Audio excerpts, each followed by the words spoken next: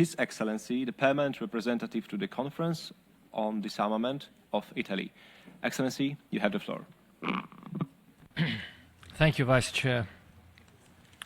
Italy aligns itself with the statement delivered by the European Union. I will now add some remarks in my national capacity. We gather this year as the United Nations marks its 80th anniversary amid a gravely deteriorated security context. It is a trend that we have witnessed over the last few years and that requires renewed commitment on our part to reverse. The multilateral disarmament machinery that we have built over decades must now be preserved and protected against all threats. Chief among those threats, Russia's war of aggression against Ukraine, but also its unacceptable nuclear saber-rattling that we continue to condemn in the strongest terms. Earlier this year, as in 2024, Moscow vetoed the participation of 15 EU member states and candidate countries as observers to the Conference on Disarmament. This was an unprecedented affront to the multilateral system and the principle of inclusivity. Vice Chair, we commend President Trump's negotiating efforts and the mediation of Egypt, Qatar and Turkey, which led to the signing on Monday in Sharm el-Sheikh of the first phase of the peace plan. The cessation of hostilities, the release of the hostages and the resumption of humanitarian aid are crucial steps as we now look to the longer term. Italy stands ready to participate in an international stabilization mission and to contribute to Gaza's reconstruction, sparing no effort to achieve the two-state solution as the only path to lasting peace. Vice Chair, Italy shares the goal of a peaceful and secure world completely free of nuclear weapons. Article 6 of the NPT provides the necessary legal framework. There is no alternative instrument to the NPT. In under 7 months, we will gather here for its 11th review conference. The previous conference and the meetings of the preparatory committee have clearly shown how difficult it is to find agreement on a broad range of issues. In fact, consensus has been elusive for the past 15 years. Italy believes that we should now find the right balance between ambition and realism. The review conference should provide an opportunity for all states parties to recommit to the core goals and principles of the NPT.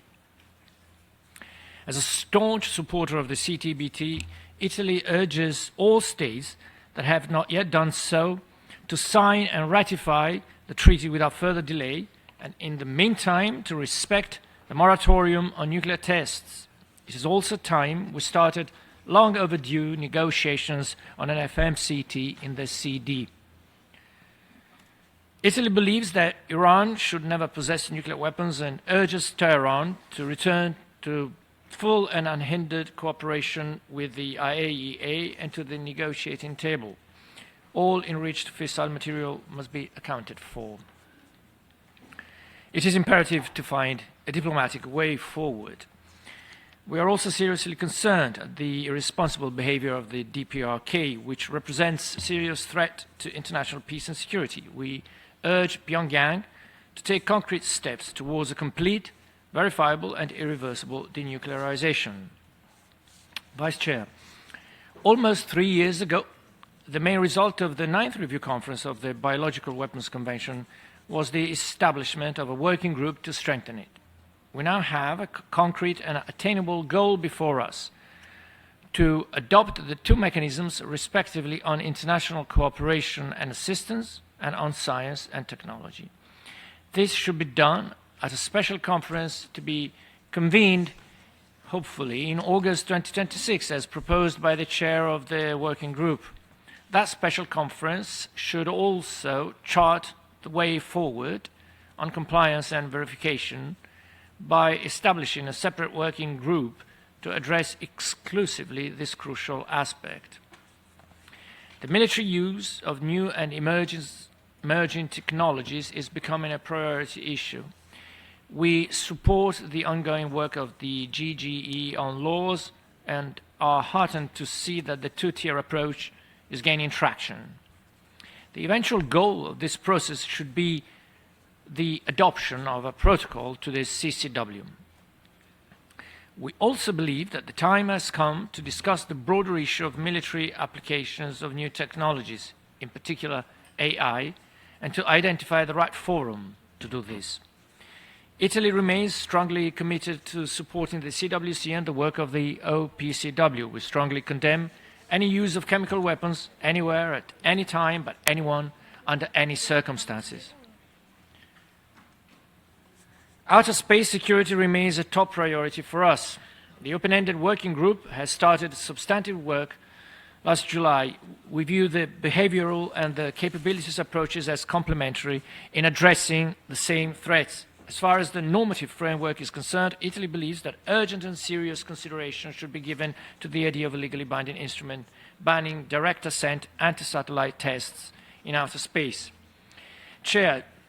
Vice Chair, during Italy's presidency of the Conference on Disarmament earlier this year, 5 subsidiary bodies were established to deal with the main topic on the CD's agenda.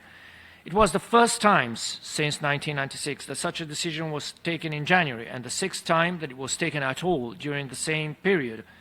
While we regret that the subsidiary bodies were unable to agree on a report, our assessment of this year's session is not entirely negative. Delegations actively engaged in intensive debates, and their work could form the basis for renewed discussions next year in a spirit of continuity. Many complain that the CD is in a deadlock. This is true, but it is also true that this is not the CD's fault. This is the result of deep divisions at the international level and of the abuse of the consensus rule. While we wait for the right time and the right conditions to restart our negotiating role, we should not renounce this opportunity to exchange views and seek common ground. This is all we have now, but it is important to safeguard it. Chair, the Ottawa Convention on Anti-Personnel Mines and the Oslo Convention on Cluster Munitions, 2 core humanitarian disarmament treaties, are facing unprecedented challenges. In Italy's view, increasing international tension and conflicts make the imperative of a world free of anti-personnel mines and cluster munitions even more urgent, and we renew our support to the principles and objectives enshrined in the conventions and to their universalization. Across all these issues, Italy highly values greater interaction with civil society and a gender perspective as a key contribution to our work. I thank you, Vice Chair. I thank the distinguished representative of Italy for his statement. Grazie mille. I now give the floor to His Excellency, the Permanent And assistance and on science and technology. This should be